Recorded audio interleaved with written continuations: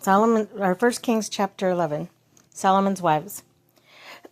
King Solomon, however, loved many foreign women, besides Pharaoh's daughter, Moabites, Ammonites, Edomites, Sidonians, and Hittites. They were from nations about which the Lord had told the Israelites, "You must not intermarry with them, because they will surely turn your hearts after their gods." Nevertheless, Solomon held fast to them in love. He had 700 wives in royal birth and 300 concubines, and his wives led him astray. As Solomon grew old, his wives turned his heart after other gods, and his heart was not fully devoted to the Lord his God, as the heart of David his father had been. He followed Ashtaroth, the goddess of the Sidonians, and Molech, the detestable god of the Ammonites. So Solomon did evil in the eyes of the Lord. He did not follow the Lord completely, as David his father had done. On a hill east of Jerusalem, Solomon built a high place for Chemosh, the detestable god of Moab, and for Molech, the detestable god of the Ammonites. He did the same for all of his foreign wives who burned incense and offered sacrifices to their gods. Excuse me. And the Lord became angry with Solomon because his heart had turned away from the Lord, the God of Israel, who had appeared to him twice. Although he had forbidden Solomon to follow other gods, Solomon did not keep the Lord's command.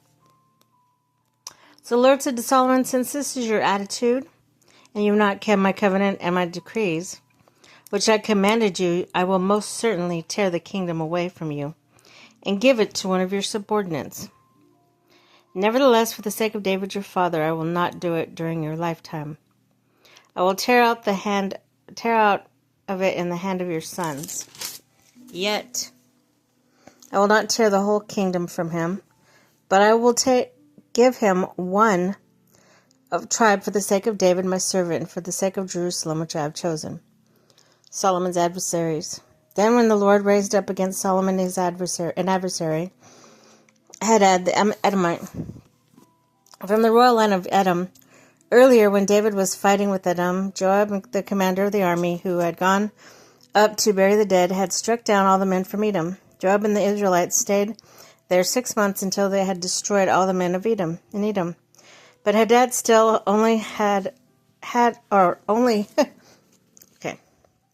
But Hadad, still only a boy, fled to Egypt with some Edomite officials who had served his father. They set out from Midian and went to Paran. Then, taking people from Paran with them, they went to Egypt and to Pharaoh the king of Egypt, who gave Hadad the house with the land and provided him with food. Pharaoh was so pleased with Hadad that he gave him a sister of his own wife, Queen Tahpenes, in marriage. The sister of Tahpenes bore him a son named Genubath, who Tahpenes brought up in the royal place. There Genubath lived with Pharaoh his own children.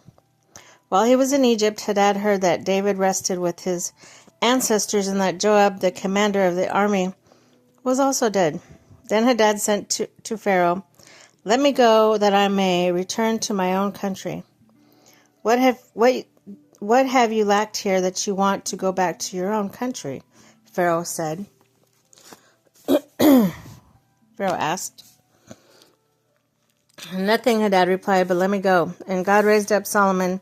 Another adversary was on the son of Eliada, who had fled from his master, Hadadezer, king of Zobah. When David destroyed Zobah's army, Rezon gathered a band of men around him, became their leader, and went to Damascus, where they settled and took control. Rezon was Israel's adversary as long as Solomon lived, adding to the trouble caused by Hadad. So Rezon ruled in Aram and was hostile towards Israel. Jeroboam rebels against Solomon. Also Jeroboam, the son of Nebat, rebelled against the king. He was one of Solomon's officials in Ephraim from Zeredah, and his mother was a widow named Zeruah. Here is the account of how he rebelled against the king. Solomon had built terraces and had filled a gap in the wall of the city of David his father. Now Jeroboam was a man of standing, and when Solomon saw how well the young man did his work, he put him in charge of the whole labor force in the tribe of Joseph. About that time Jeroboam was going to Jerusalem, and Ahijah, the prophet of Shiloh, met him on the way wearing a new cloak. The two of them were alone out in the country, and Ahijah took hold of the new cloak he was wearing and tore it in 12 pieces. Then he said to Jeroboam, "Take 10 pieces for yourself. This is what the Lord of God Israel says. See, I am going to tear the kingdom of Solomon's hand and give you 10 tribes. Well, for the sake of the servant David and the city of Jerusalem, which I have chosen out of all the tribes of Israel, he will have one tribe. I will do this because they have forsaken me and worshipped Ashtaroth, the goddess of the Sidonites, Chemosh, the god of the Moabites, and Molech, the god of Ammonites, and have not walked in obedience to me, nor done what is right in my eyes, nor kept my decrees and laws, as David, Solomon's father, did. But I will take the whole kingdom out of Solomon's hand. I have made him ruler all the days of his life for the sake of David, my servant, whom I chose and obeyed my commandments and decrees. I will take the kingdom from his son's hands and give you 10 tribes. I will give one tribe to his son, so that David, my servant, may always have a lamp before me in Jerusalem, the city where I chose to put my name. However, as for you, I will take you, and you will rule over your heart's desire. You will be king over Israel. If you would do whatever I command and walk in my obedience to me, and what is right in my eyes, obeying my decrees and commands as David my servant did, I'll be with you. I will build you a dynasty as enduring as the one I built for David, and will give Israel to you. I will humble David's descendants because of this, but not forever." Solomon tried to kill Jeroboam, and Jeroboam fled to Egypt. The Shach the king, and stayed there until Solomon's death. Solomon's death. As for the other events of Solomon's reign, all he did, and wisdom displayed, are they not written in the book of Annals of Solomon? Solomon reigned in Jerusalem over all Israel 40 years. When he rested with his ancestors and was buried in the city of David his father, Rehoboam and his son succeeded him as king.